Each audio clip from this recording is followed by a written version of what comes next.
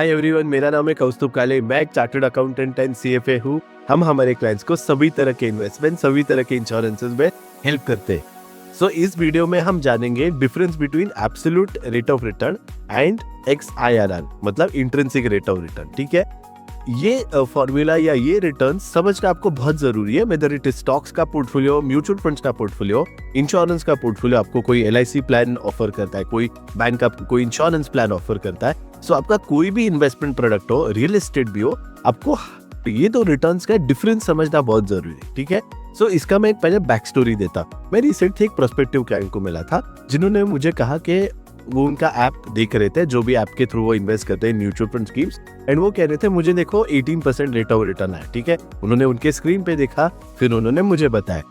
मैंने वो स्कीम का लिस्ट देखा और मुझे कुछ लगा कि ये स्कीम का पोर्टफोलियो परफेक्टली पिक्ड नहीं है, थोड़ा बेहतर हो सकता था।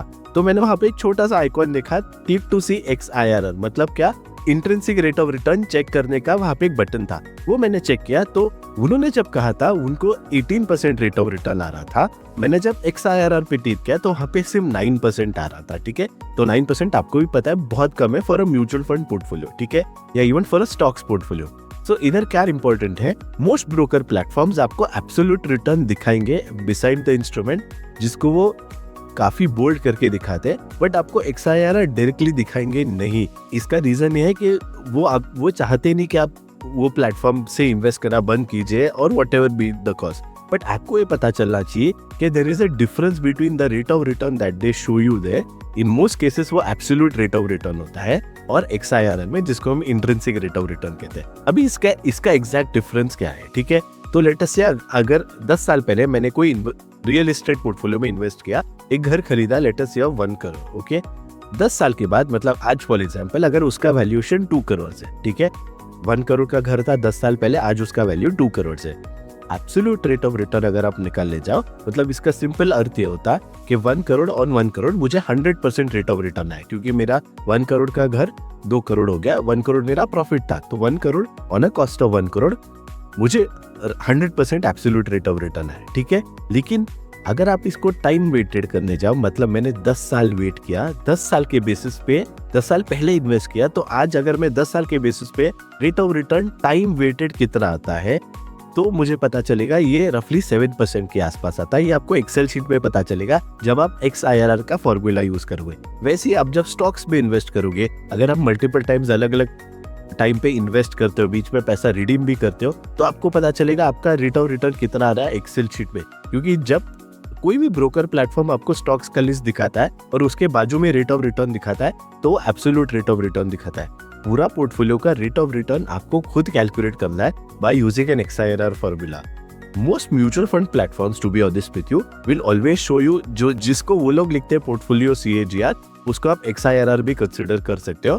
That is the right rate of return for you to see, मतलब इनफ्लो कैसा है, आउटफ्लो कैसा है, कब आपने कितना अमाउंट इन्वेस्ट किया, कौन से प्रोडक्ट में इन्वेस्ट किया, date, amount and current value, इसको जो नेट रेट ऑफ रिटर्न देता है वो होता है XIRR। सो आपको एब्सोल्यूट रेट ऑफ रिटर्न और XIRR का डिफरेंस पता चलना बहुत जरूरी है, और ये डिफरेंस आपको इसके लिए जरूरी है जानना क्योंकि एब्सोल्यूट रिटर्न का एक्चुअली एज सच इंपॉर्टेंस है ही नहीं।